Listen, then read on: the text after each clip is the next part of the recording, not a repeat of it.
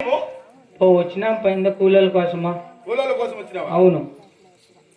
నీకు కూలోళ్ళు 40 మంది ఆడవాళ్ళు కాల. 40 మంది ఆడవాళ్ళు కాదు. ఎందుకు కూలోళ్ళు? ద్రాక్ష గోసేకి. ద్రాక్ష పంట పెట్టావా? ఏం రేట్ కూలీలకు? మంచి ఖర్చుతో కూడిన పంట కదా అది. అందుకే మనం కూలీల కోసం వచ్చింది. అవునా? 40 మందికి ఏం రేటు? కూలీల వ్యవహారం అంతా వాడే చూసుకుంటారు. ఎండాకాలం కదా, ఏమన్నా తక్కువ తీసుకుంటారా? 5 నూరులంటరా? 50 పోయినా 5 నూరులేనప్ప. ఓటీ ఏమన్నా చేస్తారా? 8 నూరులు. 3 నూరులు ఇస్తప్ప. దొంగనా కొడుకోడు.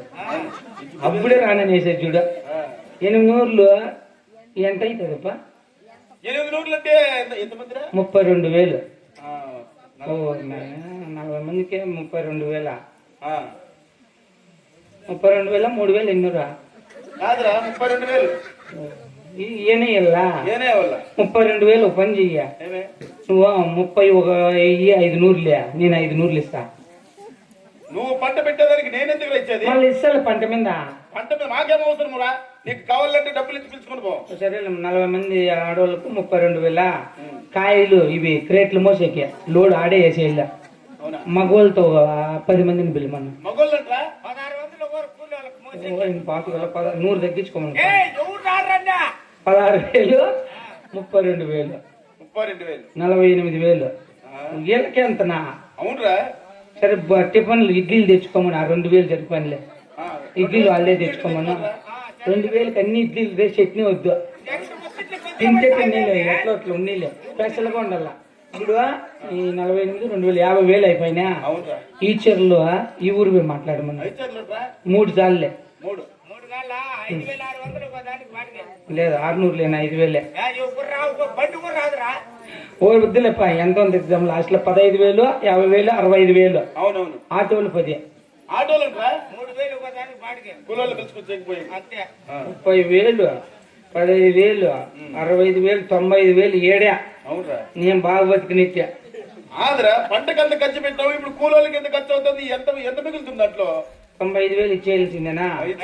సరే, ఆటోల్లో 8 మంది ఏమన్నా ఆడోళ్తా. 14 మంది వేస్తే డ్రైవర్ పక్కన కూర్చుంటారు. ఎట్లా తిప్పుతారు? నాకు సరిపోదు అది. ఏమక్క నీట్గా రాళ్ళ. నేను బాలరెడ్డి గారి పల్లెళ్ళు అంటే నీట్గా రాళ్ళ, నీట్గా బల్లంతే. చిక్బల్లాపురంలో నా పేరు నిలబడాల.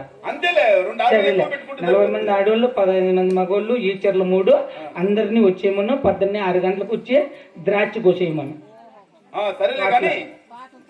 నీవు ద్రాక్ష పంట పెట్టినది ఏడా చెప్తే కూలోళ్ళు ఆడికి పంపిస్తాడు. ఏడా ద్రాక్ష ఆడ కోసేదా? ఇంకా పెట్టిందిలా. 18 పెడతా.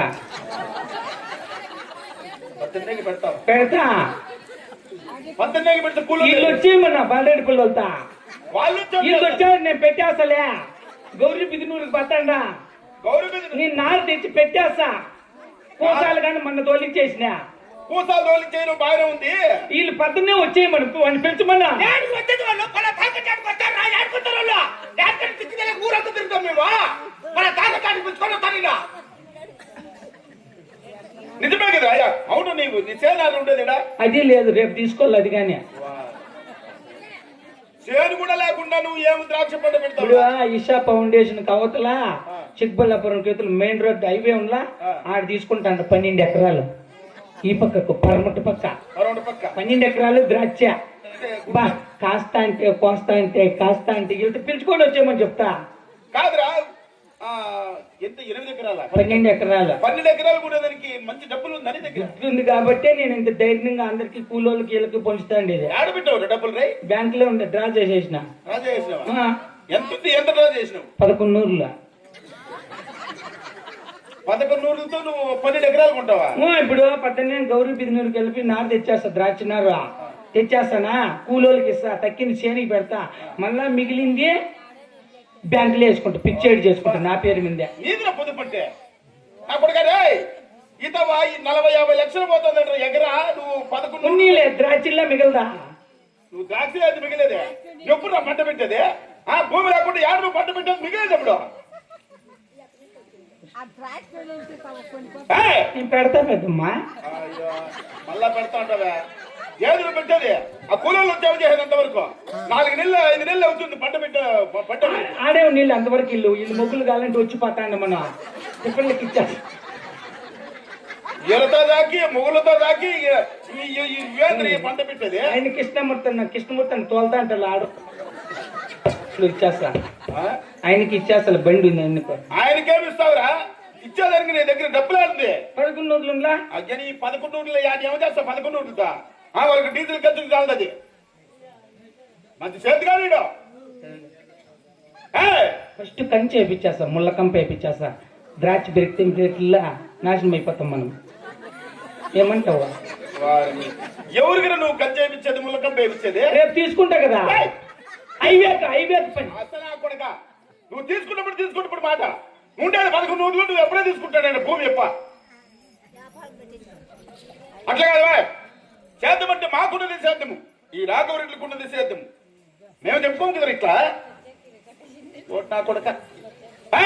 ఫస్ట్ దున్నిచ్చి నారు పెడిదినా మలకలు రానికి దున్నిస్తున్నా పిత్రులకి దున్నిచ్చి అప్పుడు నా కొడుకు ఎప్పుడైనా నువ్వు సేద్యం చేయడం మగమంది ఎప్పుడైనా మేడ పట్టి మడక దున్నావో వలపడి దాపడి తెలుసుదా నీకు? వలపడి దాపడి ఏమో కట్టేది వచ్చి నాకు మడక మళ్ళీ దున్నాలంటే ఎందు పట్టుకోమల్లా ఏంది పట్టుకోవాలి? మేడి పట్టుకోవాలి. మేడికి ఏమొస్తుంది? మేడికి జిల్లు ఉంటారు, జిల్లు పట్టుకొని ఇద్దరు తోలలా. జిల్లు ఊసిపోతే మనమే కొట్టుకోవాలా? ఎవరితో మనం 3 నూర్లు ఇచ్చి కొట్టుకుంటే రాయిత ఎవరు జిల్లు వాళ్ళే కొట్టుకోవాలి బాయ్. ఇప్పుడు కృష్ణమూర్తి వాళ్ళు అన్న కూర్చుపోయినా ఆయనే కొట్టుకోవాలా? ఆయన చూసిపోయిన ఆయన కొట్టుకోవాల్సిందే, నువ్వు చూసిపోతే నువ్వు కొట్టుకోవాల్సిందే. కూలో దగ్గర కొట్టిస్తే ఏడైనా కొట్టేవాళ్ళు సస్తావు వల్ల. చెట్లకు వర్మీ కంపోస్ట్ ఎరువు మేలా యూరియా మేలా? వంకముండు మేలు. కప్పు నా కొడుక కడుపు కుడి తింటావా గడ్డి తింటావు నా కొడుక నువ్వు ఏమేమి ప్రయత్నాలు రైతే నువ్వు పోముకున్నప్పుడు బాయ్ అప్పుడే ప్రయత్నం అదే. రేపు తీసుకుంటా కదా. తీసుకుంటాడు. నేను పెడతా పెద్దమ్మా. అయ్యో మళ్ళా పెడతా. ఏదో నువ్వు పెట్టేది ద్రాక్ష తోట. చిన్నగా కాదు ద్రాక్ష తోట. నువ్వు పెట్టిన పంట తినే నాశనం అయిపోవాలంత జనాలు. ఒక పచ్చికాయలు కోతున్నా మాగనికి కోపిస్తున్నా ఏమంటావా? ఒరేయ్ నాకు యాదర ఆవేశం తెప్పిస్తావు నువ్వు. నువ్వు పచ్చికాయలు ఉండవు, నీకు మాగిరికాయలు ఉండవు. నువ్వు 4 కాయలు కావాలంటే ఎవరి దగ్గర అడగ తెలిసిందే కానీ పంట పెట్టే మగం కాదు నీది. నేను మాట్లాడా కదా గౌరీ పెద్ద అక్కడ పోయి నాశనం అయిపో మళ్ళా రావద్దు నువ్వు. నేను పెడతా పెద్దమ్మ మళ్ళా పెడతా నువ్వు పెట్టిన చాలే. ఈ రెడ్డి వాళ్ళ దగ్గర పని చేయి, కావలసినంత డబ్బు సంపాదించుకొని మళ్ళీ భూమి కొని మళ్ళీ సేద్యం చేయరా. అది సేద్యం అంటే. గాలితో మేడలు కట్టద్దు. First bore వేపించేస్తా. తోటకు నీళ్ళు వచ్చి అనా కురికిస్తారు. మన బోర్ అయితే చొర్ర నీళ్ళు వచ్చి పుర్రని తోట పెరుగుతుంది. ఏమంటారు? నిన్ను ఏం చేయాలో నాకు అర్థం కాలేదు. రే నువ్వు యా ఊర్లో పుట్టావు, ఆ ఊరు నాశనం చేసి ఈ ఊర్లో కడిగి పెట్టిట్టున్నావు. యాడున్న నాశనమే నా కూడా కానీ ఉంటే బోర్ యాడు బోర్ వేసేది యాదు నీకు సెంటు భూమి ఉండేది. రేపు తీసుకుంటా కదా. ఏదో నువ్వు తీసుకునేది ఏదో నువ్వు తీసుకునే గప్పు నా కొడక. నేను పెడతా పెద్దమ్మా. పెడతా అన్నట్టు నా కొడుకు.